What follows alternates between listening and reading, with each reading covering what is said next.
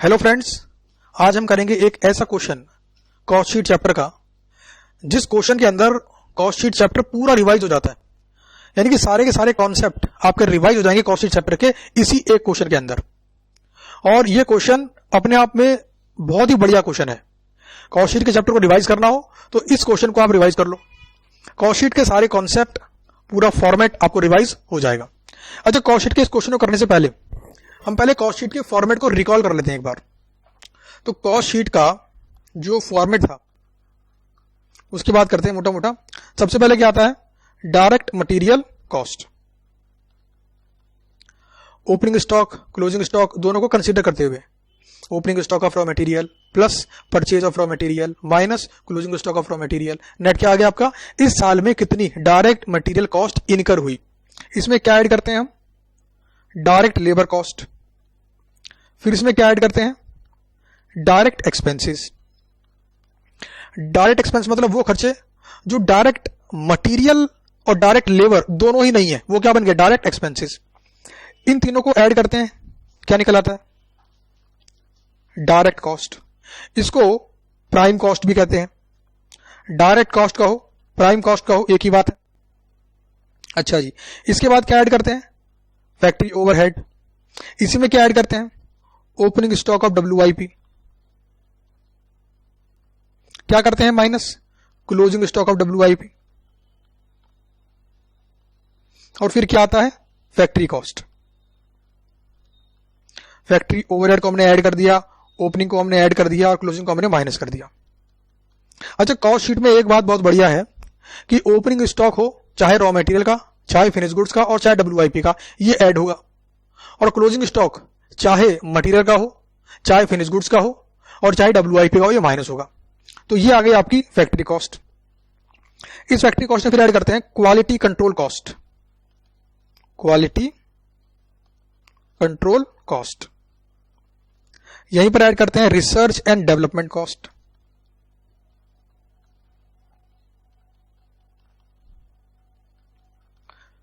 फिर इसमें ऐड करते हैं एडमिनिस्ट्रेटिव ओवरहेड, बट कौन से वाले? रिलेटेड टू प्रोडक्शन एक्टिविटी वाले। फिर इसमें ऐड कर देते हैं प्राइमरी पैकिंग कॉस्ट। पैकिंग दो प्रकार की होती है, एक प्राइमरी और एक सेकेंडरी। तो प्राइमरी पैकिंग कॉस्ट यहां पे ऐड कर देते हैं। इसमें से एक चीज माइनस करते हैं और वो क्या है? Credit for recoveries, basically scrap.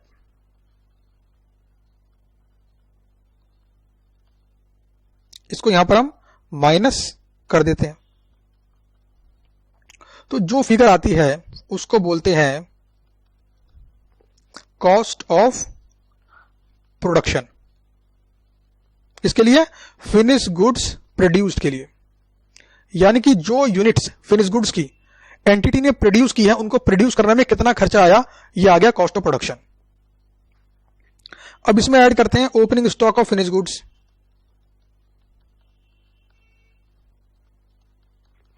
इसमें माइनस करते हैं closing stock of finish goods.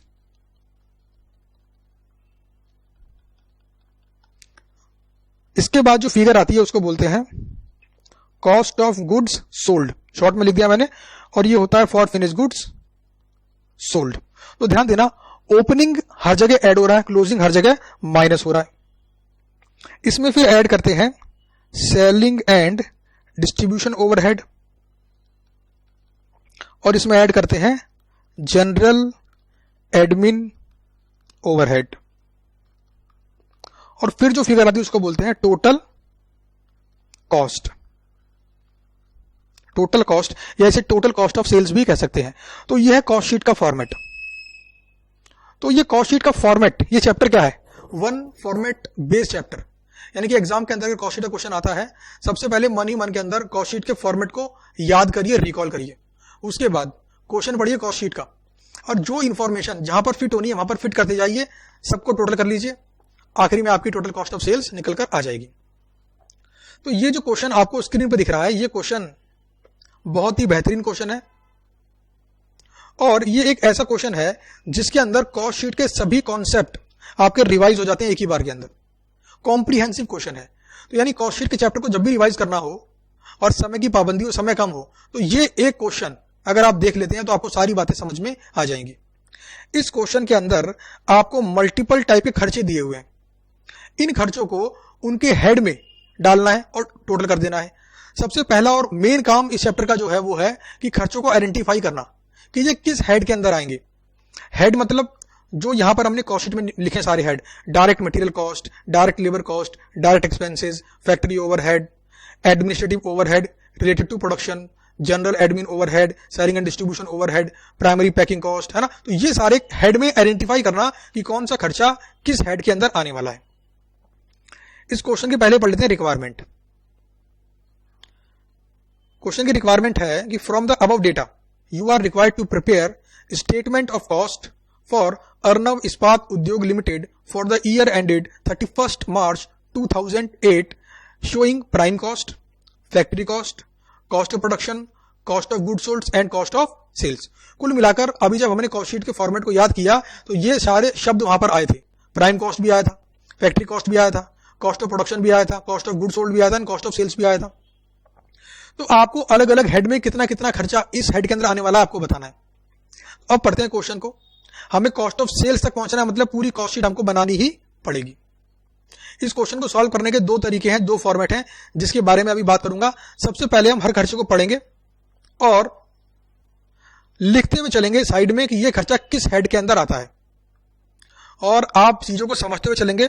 और यह पीडीएफ फाइल जो आपको स्क्रीन पे दिख रही है, इसकी पीडीएफ फाइल इस वीडियो के डिस्क्रिप्शन के अंदर अपलोड कर देंगे ताकि वहां से आप उसको डाउनलोड कर लेना।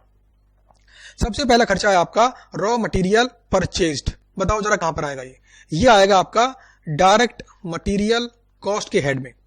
ध्यान देना, डायरेक्ट मटेरियल कॉस्ट के हेड में ये मटेरियल परचेज्ड है। Material direct material cost incurred नहीं है। तो कैसे? Opening stock of raw material plus purchase minus closing stock of raw material, तो ये क्या है? Purchase of raw material. अगला पॉइंट है GST paid on above purchases at the rate 18%, और ब्रैकेट में क्या लिखा हुआ है? Eligible for input tax credit. अगर क्वेश्चन के अंदर जीएसटी दिया गया है और कंपनी को उसका क्रेडिट मिल सकता है तो जीएसटी का अमाउंट कॉस्ट का पार्ट नहीं बनता है, तो कॉस्ट शीट में ये अमाउंट कहीं पर भी ऐड नहीं होगा। तो इसको लिख लेते हैं not to be added, not to be added. अगली बात, फ्रेट इनवॉर्ड। इनवॉर्ड मतलब हमने कुछ मंगाया है, क्या मंगाया है? मटेरियल मंगाया होगा हमने, उसको लाने में हमने क्या करा? कुछ फ्रेट इनकर किया, उसे बोलते हैं फ्रेट इनवर्ड। ये कहां पर आएगा? ये भी डायरेक्ट मटेरियल कॉस्ट के हेड के अंदर ही आएगा। अगला पॉइंट है wages paid to factory workers. Factory workers ये कौन से वर्कर हैं? ये डायरेक्ट वर्कर्स हैं, तो ये कहां पर आएगा?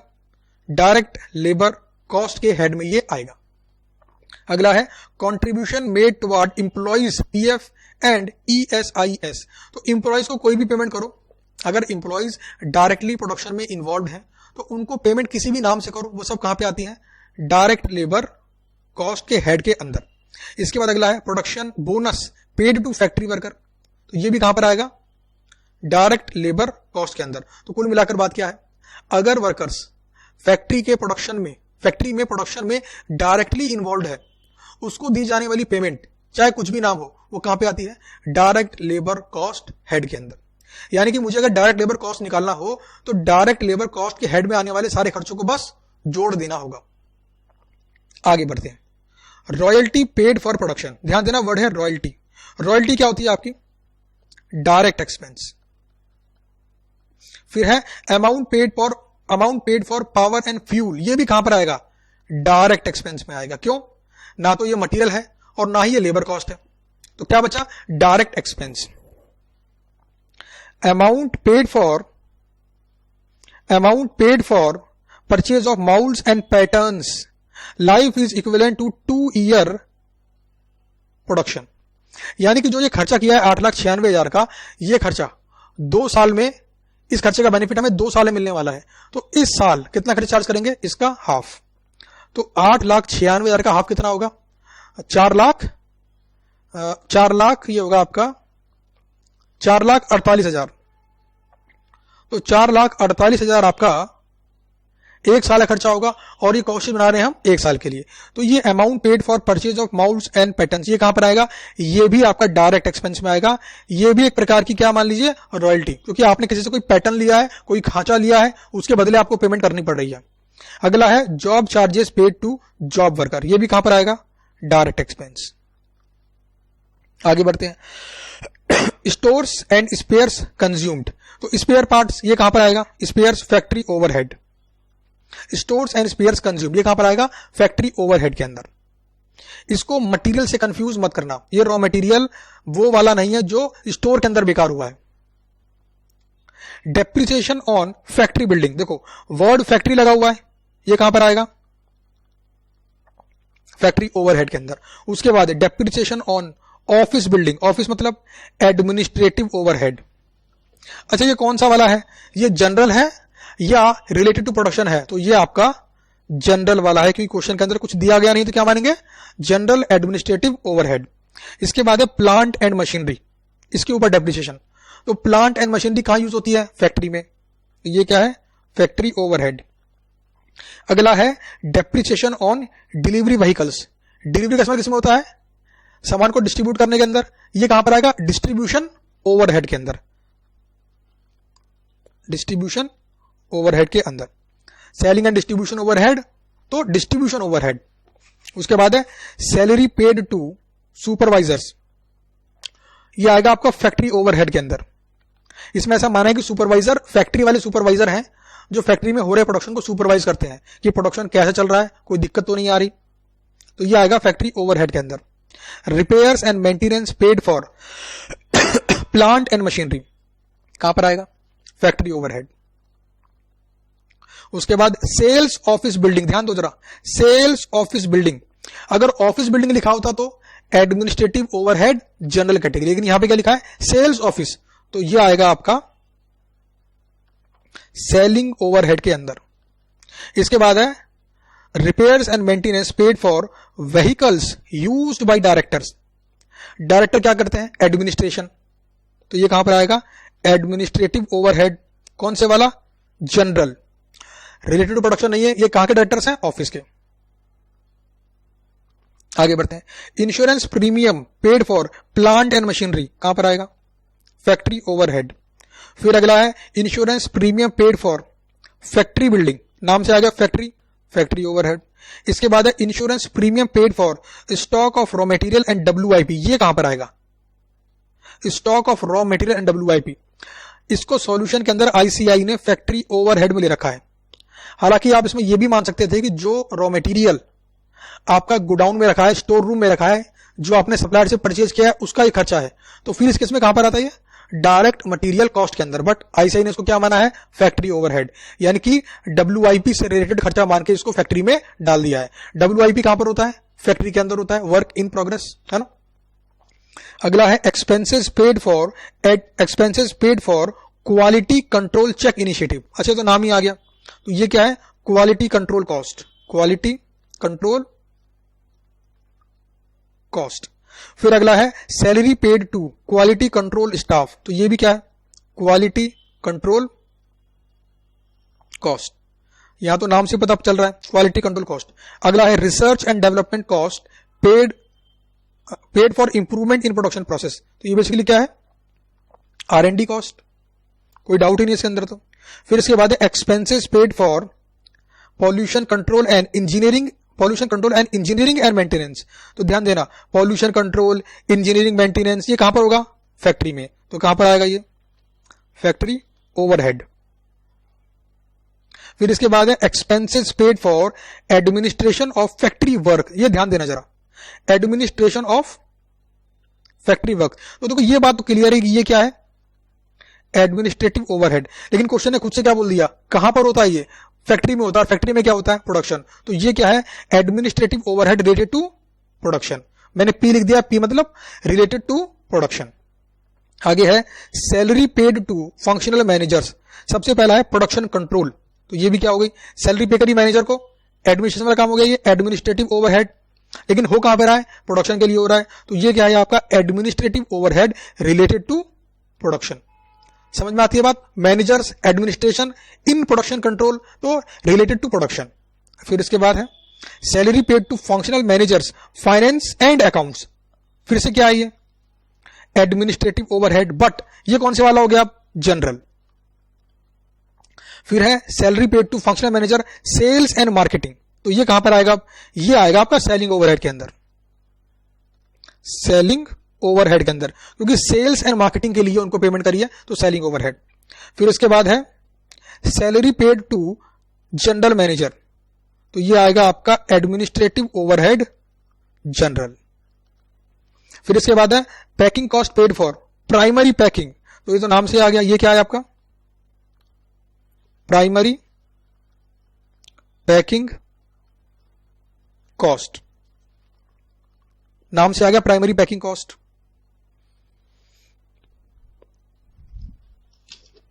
Primary packing cost. और इसके बाद है आपका फॉर रीडिस्ट्रीब्यूशन, वो दी प्राइमरी, ये क्या है आपकी? सेकेंडरी, 1,12,000, तो ये कहां पर आएगी? Redistribution, distribution overhead, selling and distribution होता है। फिर इसके बाद है इंटरेस्ट एंड फाइनेंस चार्जेस, इसके बारे में बात करेंगे अभी, इंटरेस्ट एंड फाइनेंस चार्जेस के बारे में बात करेंगे अभी नीचे। फीस पेड टू ऑडिटर, तो ये क्या है? Administrative overhead general. फिर उसके बाद है fees paid to legal adviser, ये भी वही है, एडमिनिस्ट्रेटिव ओवरहेड, कौन सा वाला? जनरल। फिर इसके बाद है आपका fees paid to independent director, तो ये भी क्या है आपका? एडमिनिस्ट्रेटिव ओवरहेड, कौन सा? जनरल। फिर अब performance bonus paid to sales staff, sales staff मतलब सेलिंग ओवरहेड। और ये सारे क्या दिए हैं आपको? Opening stock. और ये सारे क्या दिए हैं आपको? Closing stock. और नीचे दे रखा है amount realised by selling of scrap and waste generated during manufacturing process. Basically ये क्या है आपका? स्क्रैप रिलेटेड टू फैक्ट्री, तो ये माइनस कर देंगे स्क्रैप। तो सारे के सारे जो खर्चे इस क्वेश्चन में दिए गए हैं वो रेस्पेक्टिव कौन से हेड में आएंगे, इसके बारे में तो हमने बात कर ली। अब तो देखो बड़ा सिंपल है, अगर आपको निकालना हो डायरेक्ट मटेरियल कॉस्ट, तो आपको पता है किसको ऐड करना है, किसको माइनस करना है। डायरेक्ट लेबर कॉस्ट, कौन कौन से खर्चे ऐड करने हैं। फैक्ट्री ओवरहेड, कौन कौन से खर्चे ऐड करने हैं, सब कुछ पता लग गया। अच्छा, एक खास बात अब जिसके बारे में बोला था मैंने, इंटरेस्ट एंड फाइनेंस चार्जेस, इसके बारे में बात कर लेते हैं। इंटरेस्ट एंड फाइनेंस चार्जेस, देखिए इंटरेस्ट दो प्रकार का होता है, एक होता है इंटरेस्ट ऑन ओन कैपिटल और दूसरा interest on loan capital. Basically loan कह सकते हैं इसको आप, इंटरेस्ट ऑन लोन। अब देखिए ओन कैपिटल का मतलब है कि जो पैसा कंपनी के मालिक ने कंपनी में लगाया वो उसके बदले कुछ इंटरेस्ट चार्ज करता है। एक प्रकार से ये क्या है? Notional cost. क्योंकि यहां पे पेमेंट किसी को जा रही है, वो कौन है? इंटरनल व्यक्ति है, पेमेंट आउटसाइड नहीं जा रही। तो इंटरेस्ट ऑन ओन कॉस्ट को कभी भी कॉस्ट शीट में ऐड नहीं करते, नॉट एडेड। लेकिन इंटरेस्ट ऑन लोन, देखो इंटरेस्ट ऑन लोन का मतलब है कि कोई लोन लिया, उस पर इंटरेस्ट पे किया। अब इस इंटरेस्ट का हम क्या करें? कॉस्ट में ऐड करें कि नहीं करें? अगर लॉजिकली जाएंगे तो अगर आपने लोन लिया है और उस लोन पर दिए जाने वाले इंटरेस्ट को आप कॉस्ट में ऐड कर दोगे तो आप बेसिकली क्या कर रहे हो? कॉस्ट पर यूनिट को इन्फ्लेट कर रहे हो। और अगर आप कॉस्ट पर यूनिट को इन्फ्लेट कर रहे हो as compare to your competitors, तो आपके लिए कॉम्पिटिशन में सर्वाइव करना क्या हो जाएगा? मुश्किल हो सकता है। उनके पास पैसे हो, उनको लोन की जरूरत नहीं पड़ेगी, तो उस केस में उनका कॉस्ट क्या होगी? कम होगी। आपकी कॉस्ट क्या होगी? ज्यादा होगी। तो ये प्रॉपर कंपैरिजन नहीं बन पाएगा। तो लॉजिकली तो इंटरेस्ट ऑन लोन को ऐड नहीं करना चाहिए। बट आईसीआई ने इस क्वेश्चन को सॉल्व करते वक्त इंटरेस्ट पेड को ऐड किया, ये मानते हुए कि इसको हम ऐड करेंगे तो ये एक इंटरेस्ट वाले अमाउंट, इंटरेस्ट वाली जो ये पॉइंट है इसमें एजम्पशन है, तो एजम्पशन को लेते हुए आईसीआई ने इसको कॉस्ट के अंदर ऐड कर दिया है। तो ये है ये पूरे का पूरा क्वेश्चन। तो इस क्वेश्चन को पूरा समझ लेने के बाद अब इसको सॉल्व करने के दो तरीके हैं। देखो एक तरीका तो आपके आंसर में है ही, इसमें क्या है कि कॉस्ट शीट के अंदर ही खर्चों को लिखकर, उनका नाम लिखकर अमाउंट लिख दिया और खर्चों को टोटल कर लिया। जैसे बात करता हूं यहां पर फैक्ट्री ओवरहेड की, तो ये रहा आपका फैक्ट्री ओवरहेड। बहुत सारे खर्चे जो हमने क्वेश्चन को ऊपर पढ़ते वक्त इस हेड में कैटेगराइज किए हैं, उन सारे खर्चों को हमने यहां पे क्या कर दिया? सिंपली ऐड कर दिया और क्या निकाल लिया, फैक्ट्री ओवरहेड। एक तरीका तो यह है कि हमने कॉस्ट शीट के अंदर इसको दिखा दिया। दूसरा तरीका क्या है, दूसरा तरीका है आपका कि आप हर खर्चे का एक अलग से वर्किंग नोट बनाओ, जैसे calculation of direct material cost, फिर जो भी ऊपर हेड में जो भी इस कैटेगरी में आता है उसको प्लस माइनस कर लो, क्या निकाल लो, direct material cost. Working note number 2,